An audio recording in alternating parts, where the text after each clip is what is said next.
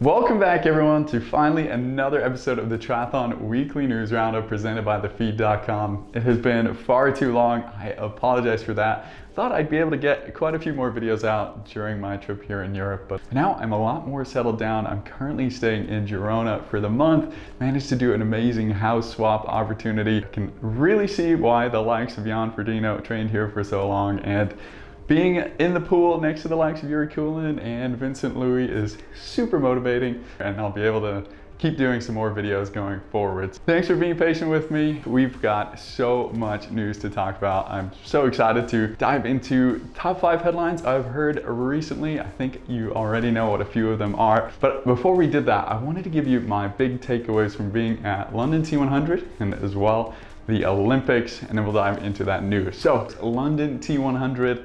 Biggest takeaway there, after amazing pro race, Sam Laidlow, mind-blowing, scaring everybody, getting ready for KONA, and Ashley Gentle winning with a torn hamstring is unreal. But we all know that happened. But for me, the biggest takeaway being there was seeing that age group event that T100 put on. It was phenomenal. If they continue acquiring events like this and putting on these great races, where it gives such great support and exposure to the pros, I can really see them challenging Ironman for age group racing in the future. And we'll just have to wait and see how they do at their events like Ibiza and Vegas, and whether people sign up for those standalone events which don't have the history of this London Triathlon. But then moving on to the big one, the Olympics. I've never witnessed an event in general in my life quite like this one, which gave me so many goosebumps. You could just feel the tension of what was such a big race for all these athletes. And yeah, the crowd support was unreal.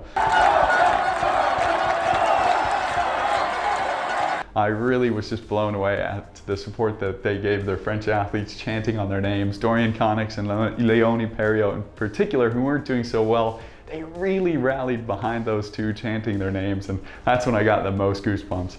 It was just so hard to get my 5-foot fiance to see any part of that race, and we went over the entire course. That's how packed it was.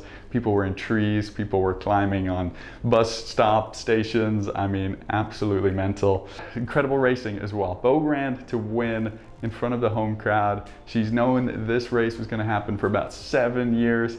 Pulling off like an Alistair Brownlee performance for winning it in London, so good. But I think for me, Julie Darren is a big surprise there, getting that 2nd place. And Flora leading out of the swim and going away on the bike on her own was so exciting. I really wish she stayed away and gave us an even better battle towards the end, but she did so well with that 5th place.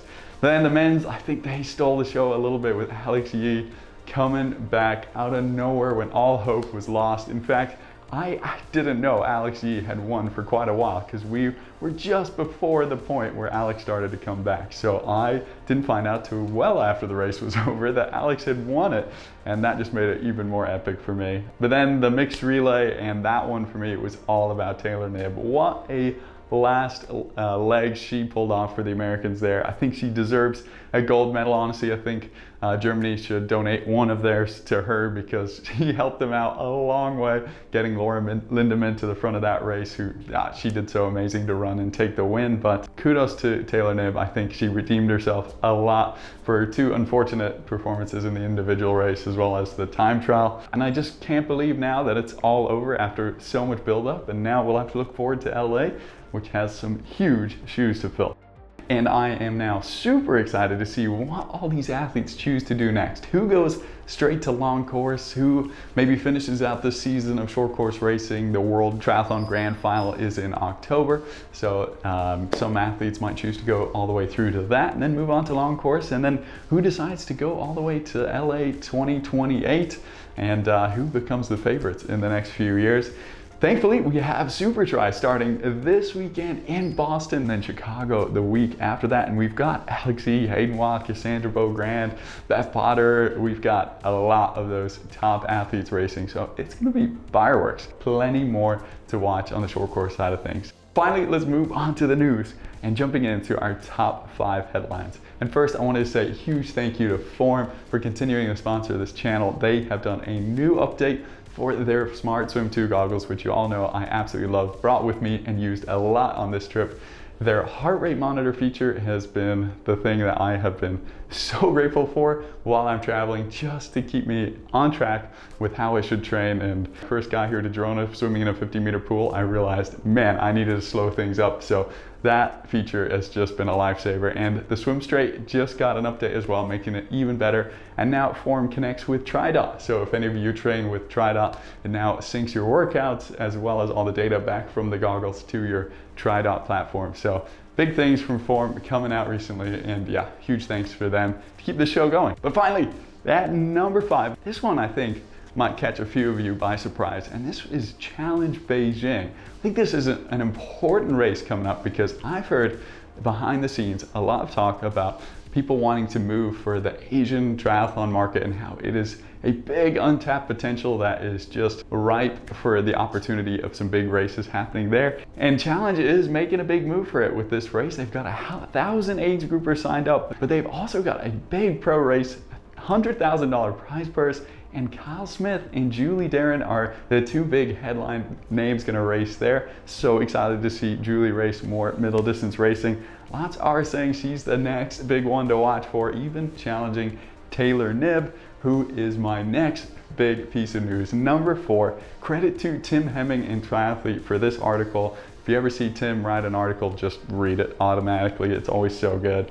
But yeah, she's not planning to race World Triathlon anymore. She said she's moving on, doesn't like where World Triathlon is headed, mostly due to the courses, which are pretty flat, just doesn't give athletes much of a chance to break away. Also, they got rid of the aero bars in recent years, so that even makes it less of an opportunity for athletes to break away. And she says the LA course is a parking lot, and it just doesn't play to her strength. Obviously, she's really strong on the bike, strong on the hills, and yeah, it sounds like she's hoping that potentially her silver medal from that relay will get her into Nice as a wild card. Might be a bit of a stretch.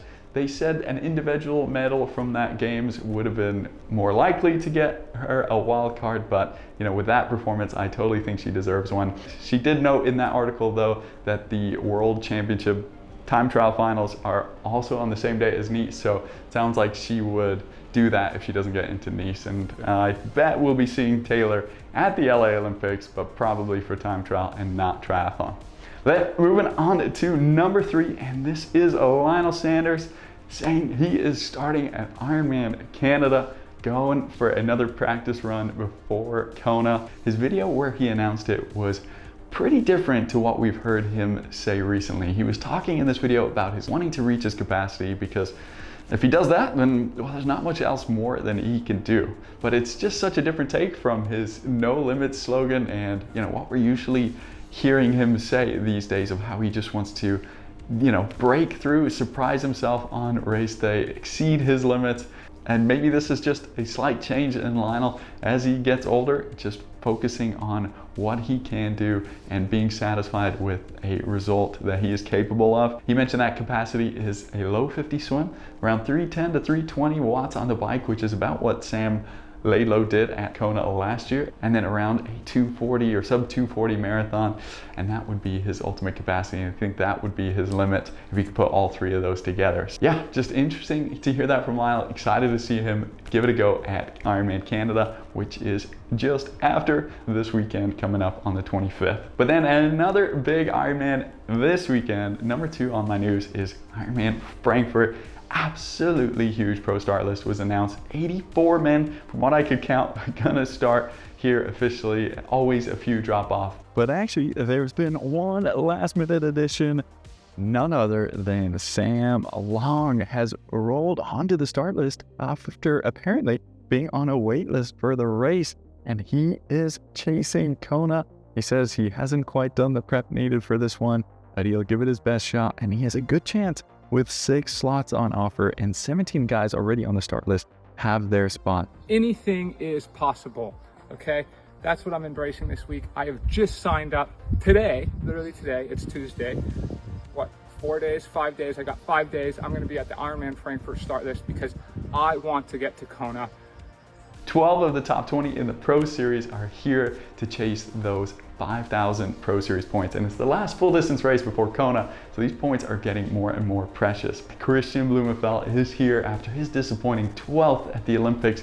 He hasn't had a great fairy tale return to short course. In fact, we got him 15th on our daily try rankings for his short course return, so not really great, and I think he's going to have a lot of fire in his stomach for this one. Pro Tri News just shared that he said he's just going there to survive and to validate, but that he is going to give it his best shot. I think we could see him still do really well here, but being up against the likes of Patrick Lange, who I think might be going for a sneaky sub 2:30 marathon here after being fueled on by some recent news, as well as the fact that he didn't get to give it a go at Challenge Roth when apparently he was in really good shape. So it's a flat, fast run course, and he's got Trevor Foley and Matt Hansen and some other fast runners there to spur him on. I think it could be an epic run battle there. So make sure you tune in for that one. It's gonna be a cracker. I wrote an article as well on the website for that. Moving on to number one, the biggest piece of news, and you probably guessed it, Tomas Rodriguez Fernandez and his suspension, his testing positive for clomiphene during Ironman Texas. Tomas put out an Instagram statement. If you haven't seen it already, I'm sure you all know by now, but he believes it was due to consumption of contaminated eggs and chicken, which are abundant in his diet. Pretty much, I haven't seen anyone believe that statement. Everyone seems to have cast him out already. It doesn't really look good. So many other athletes have blamed meats and whatnot for other positive drug tests. He is still technically innocent till proven guilty. His case will be heard by an international hearing panel soon. They don't know exactly when, as that depends a lot on the legal system, and they've said also Tomas himself, it's not looking great for him, although his coach did say WADA has given them the benefit of the doubt. Otherwise, it would have been 4-year suspension, considering that the hypothesis that they have of food contamination to be plausible, and that they are in the crucial phase of gathering and presenting the necessary evidence to confirm this hypothesis. And it really is possible that he gets acquitted from this. Triathlete did a fantastic article talking about Tomas's case, and they mentioned how Conor Benn, a UK boxer, had a very similar situation, claimed he had high levels of egg in his diet, and it was actually overturned by the World Boxing Council. So it is possible. Now, Cody Beals is one of those who reacted really heavily to this, and he wrote a brilliant article, which I'll link down below, but he said that he had his number in advance after he watched Tomas Rodriguez egregiously cheat almost the entire ride at 70.3 Mont Tremblant by drafting, where he ended up finishing second. He was so upset by that, and then he goes on to talk about the untold harm of doping in triathlon, how it really affects the pros, obviously for him, losing out on prize money, losing out on exposure, and then for the fans like myself, you know, it just taints the sport. Cody mentions how he doesn't watch pro cycling anymore because of that sport's history, and I know, similar to me, I grew up watching Lance Armstrong and he inspired me so much, but when that whole debacle came out, it really affected me. But then he also goes on further to list out 5 recommendations to fix the anti-doping policies we now have, and the big one for him is lifetime bans, and a lot of people I've seen calling out for this.